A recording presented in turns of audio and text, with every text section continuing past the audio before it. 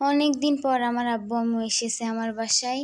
এই বছরে ধরতে গেলে প্রথম ২০২৪ সালে প্রথম এসেছে। ২৩ সালের শেষের দিকে আসছিল, আর আসেনি। আমার আব্বু আম্মু অনেক বিজি, এই জন্য আসতে পারে না।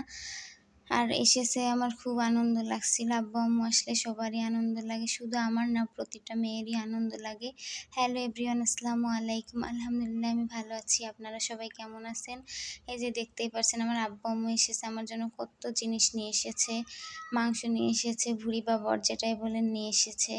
আম নিয়ে এসেছে, কাঁঠাল, পোলাও চাউল, আলো চাউল, গুঁড়া মুড়ি, তিল, আরও অনেক কিছু। আরও আমার আম্মু বলছে কত কিছু নিয়ে আসতে পারেনি, গেলে দিবে। এরকম মারা এরকমই হয়, মেয়েদের জন্য সব কিছু গুছিয়ে রাখে, আসার সময় নিয়ে আসে, গেলে দিয়ে দেয়। শুধু আমার আম্মু না, আমার শাশুড়ি শ্বশুর তারাও বস্তা ভরে ভরে জিনিস দেয় যখন আসি বা নিয়ে আসে তারা আসার সময়। তারপরে এই যে বিকালে আসছিল, আমার আব্বু আম্মু হালকা পাতলা নাস্তা খেতে দিলাম। আমার আব্বু তেমন কিছুই খেতে চায় না, তেমন খায়ও না, কম খায়। আব্বু আম্মু দুজনেই। তাদের নাস্তা খেতে দেওয়ার পরে এই যে রাতের খাবার দিয়ে দিচ্ছিলাম, সবাই মিলে একসাথে বসে খেলাম। বেশি কিছু রান্না করিনি, আব্বু বলছে বেশি কিছু করার দরকার নেই, এই জন্য করিনি। হালকা পাতলাই গরুর মাংস রান্না করেছিলাম, ডাউল আর দই ছিল সাথে। এদের সবাই মিলে খাওয়া দাওয়া করলাম। খুব ভালো লাগে যখন আব্বু আম্মু আসে। মেয়েদের জীবনটা কেমন বলেন?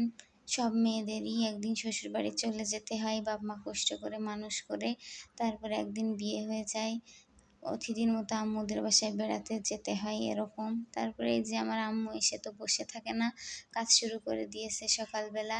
আর আমি পরোটা বানিয়েছিলাম আব্বুর জন্য, নাস্তা দিব তাই।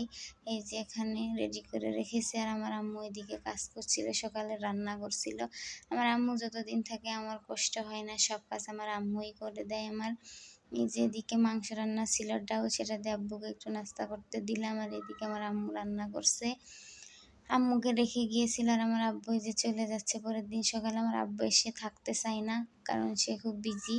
বললাম যে বিকালে যাও, তেমন তো রান্না বাড়া আপ্যায়ন কিছুই করতে পারলাম না। তারপর আব্বু বলছে সমস্যা নেই, চলে গেল। আমার খুব খারাপ লাগছিল, আব্বু আম্মু এসে চলে গেলে আমার খুব মায়া লাগে। আমি যখন আসি তখনও আমার কান্না আসে, যখন চলে যাই তখন আমার খুব কান্না আসে, কিন্তু আম্মু ছিল বলে কিছু মনে হচ্ছিল না। এইদিকে যে কাঁঠালটা আনছিল সেটা আমার হাজব্যান্ড নিজে তুলে খাচ্ছে। সে তুলা কাঁঠাল খায় না, নিজে তুলে খেতে পছন্দ করে। কাঁঠালটা অনেক ভালো ছিল, 2টা আনছিল, তা একটা পাকছিল, সেটাই খাচ্ছে। আর আমার আম্মু রয়েছে বাসায়, আর আব্বু চলে গিয়েছে। এই যে আমাদের ভিডিওটা কেমন লাগলো সবাই কমেন্টে জানাবেন। ইউটিউব চ্যানেল থেকে দেখলে সবাই আমার চ্যানেলটাকে সাবস্ক্রাইব করবেন, আর যদি ফেসবুক পেজ থেকে দেখেন তাহলে ফলো দিয়ে রাখবেন। আমার ভালো লাগা থেকে আমি আপনাদের সাথে ভিডিও শেয়ার করি। আমি অনেকের দেখি ব্লগ তৈরি করে, আমার খুব ভালো লাগে দেখে, আমারও ইচ্ছা হয়েছিল যে আমিও ব্লগ ভিডিও তৈরি করব।